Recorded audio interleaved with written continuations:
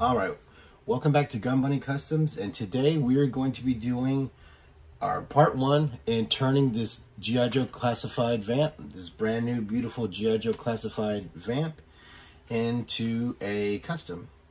Now, if you watched my previous video, I show how to break it down to get it to this point.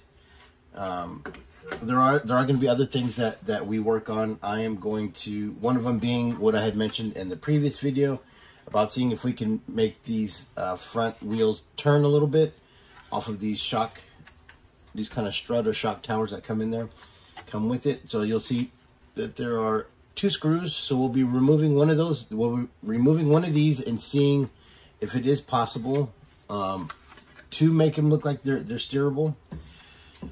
The other thing that we're going to do is we're going to be adding some custom pieces to this. So you can see I got my pile of scrap styrene and a brand new blank square piece out of my scrap bin. And we're going to see what we can make out of that. Now, there are several things that I want to do. So first off, I want to let you know that what I am going to do. So I am going to be turning this into a Dreadnoks Ground Assault Vamp. If you look at the original release, which was, I believe, the Sears exclusive of 1986, they actually used a Stinger, so it had a missile rack. We haven't released the Stinger yet, so I'm gonna go with the basic Vamp. And it was also released with a Ram. It was a two-pack, a vehicle two-pack.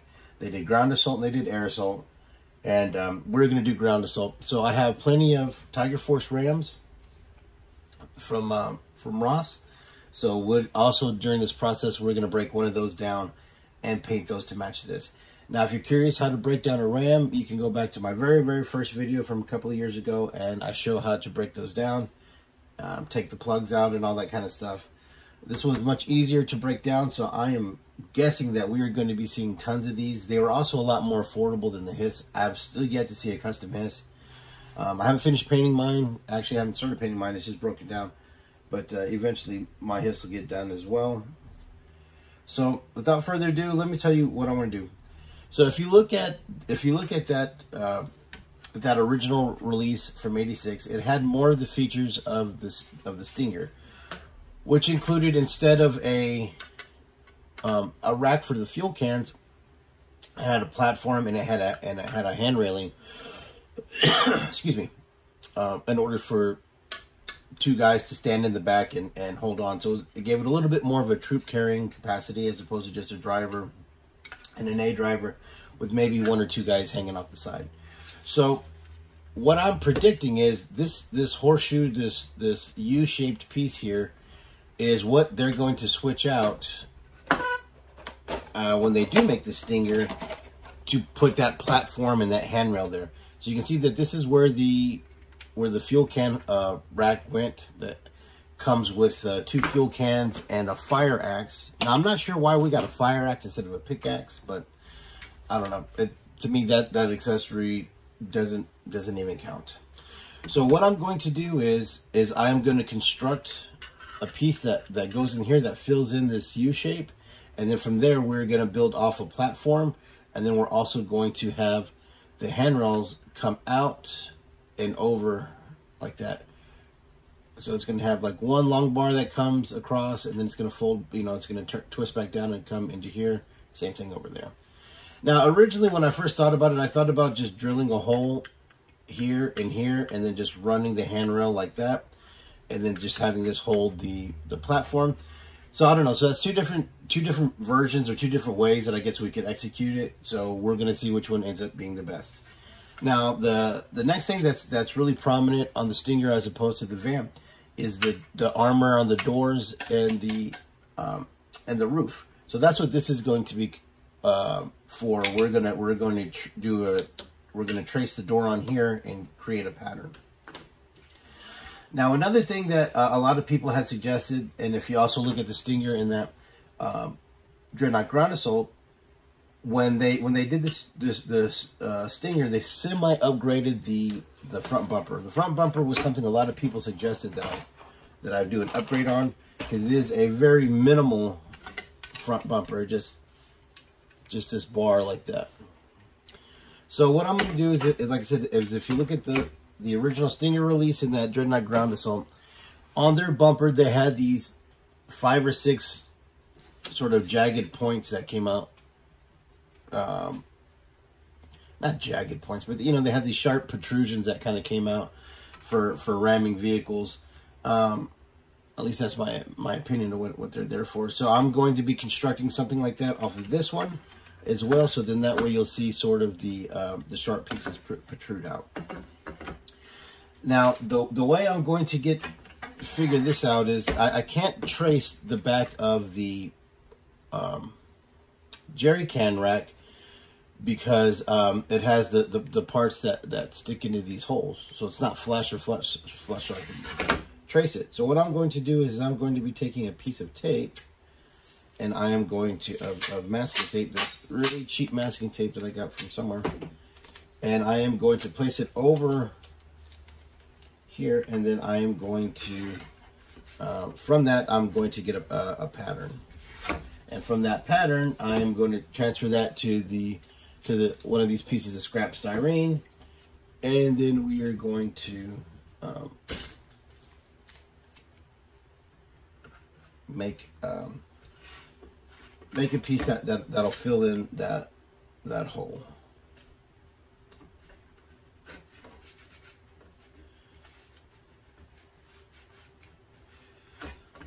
So you can see, if you put that there, you can see the impression of it.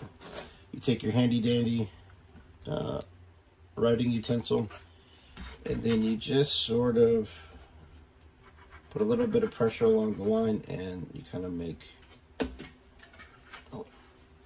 then you'll just sort of make an impression. You'll take the side of the side of the lead, and you just go over the edge of it and create the pattern on here. A very simple trick. You want to try to make sure you get it on the edge and not inside, because you want it to fit as snugly as possible. And it's always better to make it a little bit bigger and kind of trim it down, in my opinion, than it is to make it too small and have to redo it over and over again. So I'd rather make it a little bit like I said, wider or thicker or whatever. So there you go. So now we have our pattern that we will be able to create the insert that's going to go in there. And then from there, like I said, we're going to build up the platform. So from the bottom portion, we're going to put another, some more styrene, and then we're going to create the footboard. And then we're going to drill a hole here and here in that top portion, and we're going to have the handrail come out. So that way we can put a few more dreadnoughts on there. Because we'll be getting torch. So we got Zartan, Zorana, Buzzer, Ripper. We're going to be getting Torch soon, maybe Road Pig. So we're going to need some vehicles. So like I said, we'll just do this ground assault set. So okay, so now we got the pattern for that insert, and we're going to put that over here. Now the next thing that I want to do, work on, is creating the doors. Now in order for me to create the doors, what I'm going to do is I'm going to take this piece of styrene. I'm going to lay it flat here, and then I'm going to position this to where it's on there, and then I'm just going to trace. So stand by. Let's get that back square. And I'm not a professional engineer by any means, so this is just going to be to the best of my ability. So once we have, well, see, it doesn't look too bad. See, we got the door pattern right there. So it shows where it's going to,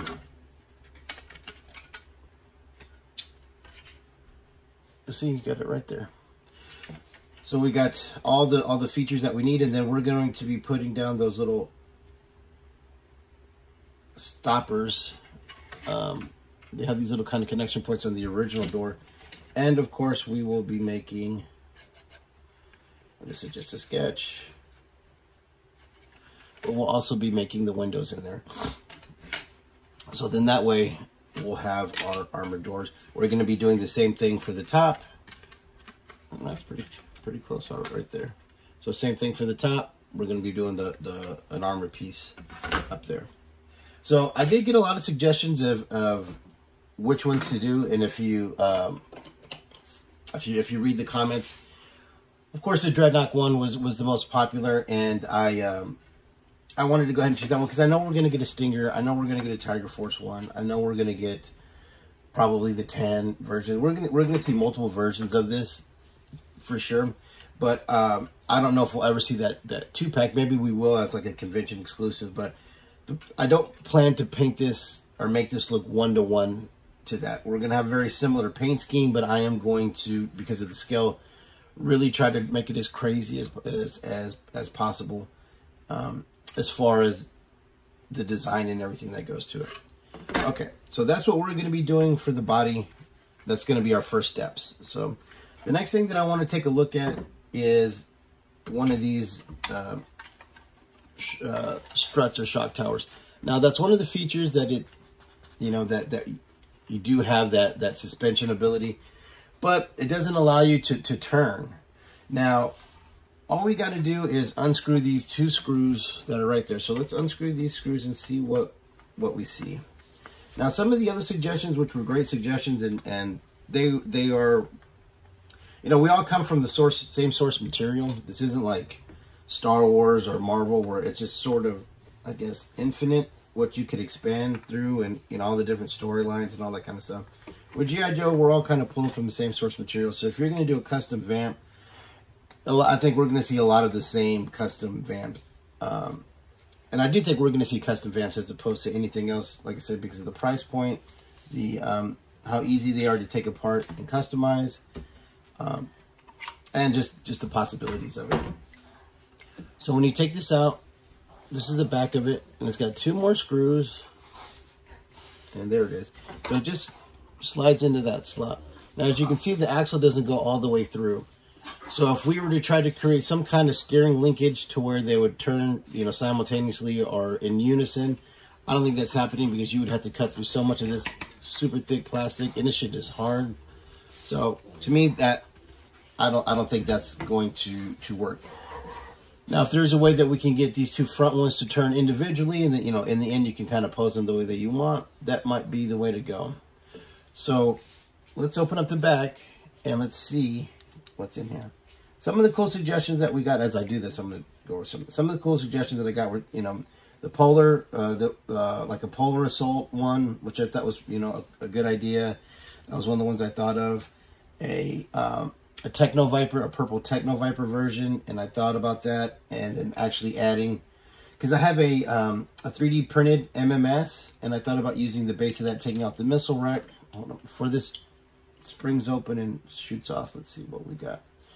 So here's the back piece that comes off, and when you open it up, it's very simple inside. It's almost like that's almost like a ballpoint pen spring.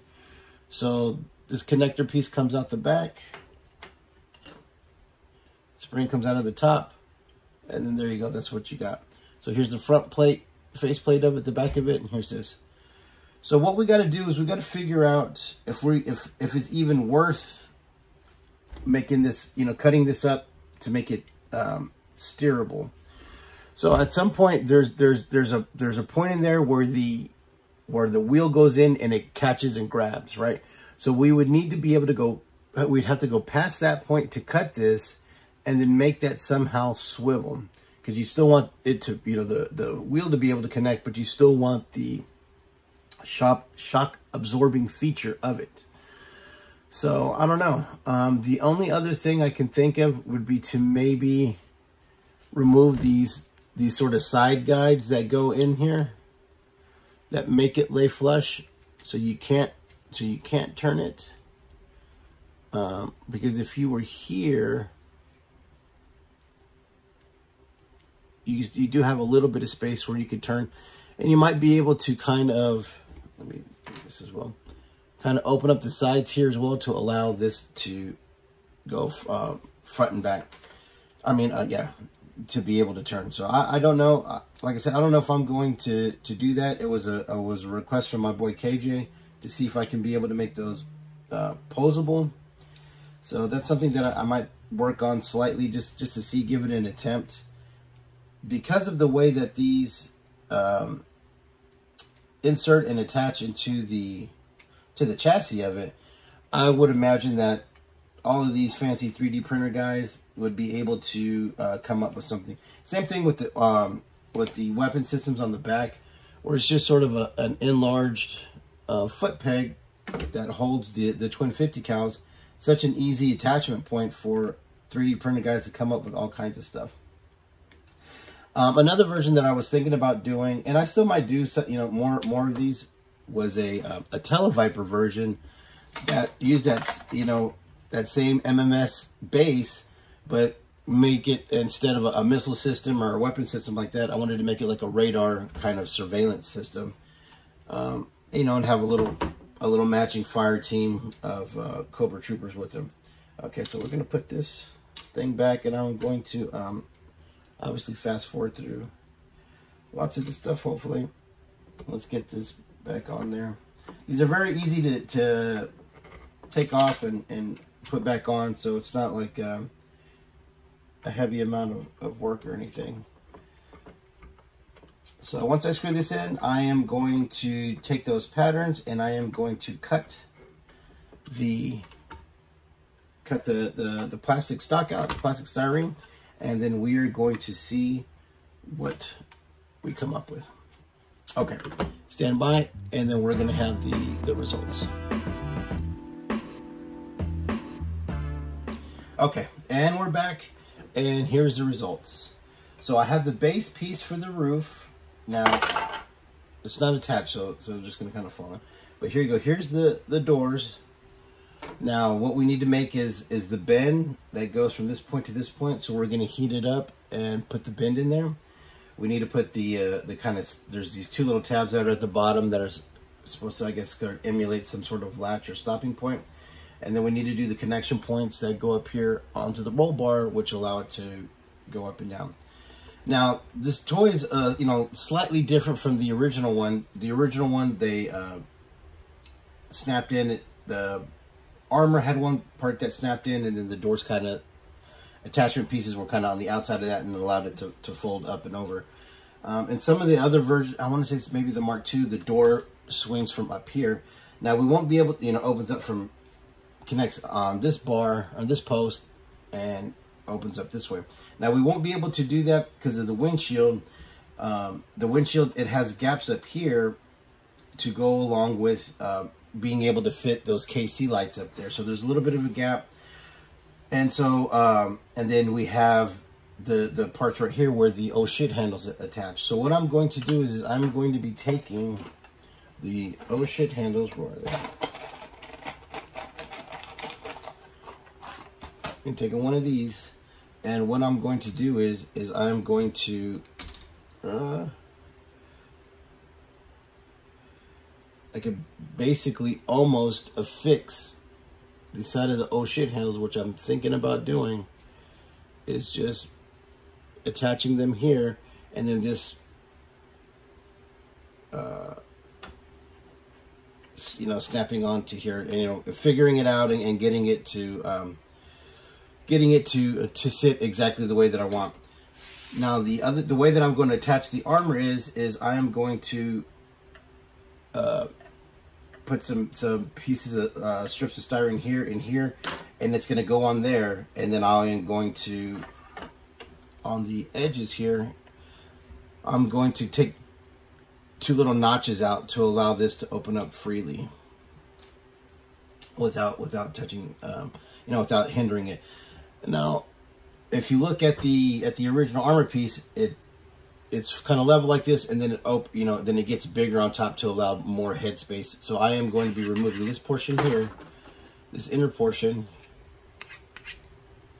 here, and then I'm going to do the same thing to where I raise this. So this is just going to be sort of the bottom rim of it, and then of course on the other side I'll be doing the same thing as this one. So here are my doors, all nice and cut out. Here's the roof piece. Now this is the piece that goes into the back, and it didn't come out exactly the way that I wanted to. I had to trim a little bit out of the middle, but let's put those in.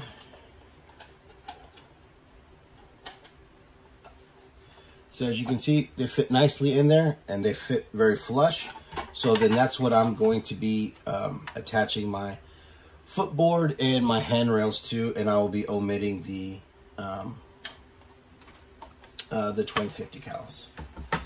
Okay, so that's it for today's episode. And so when as I progress and move on, I'll of course make the next one. The next one, like I said, we're going to work on building up the armor of the roof, building this up, and then also we're going to be making the door handles and the tabs on these, and then figuring out a way of securing those oh shit handles to this to give us our up and down action that we need.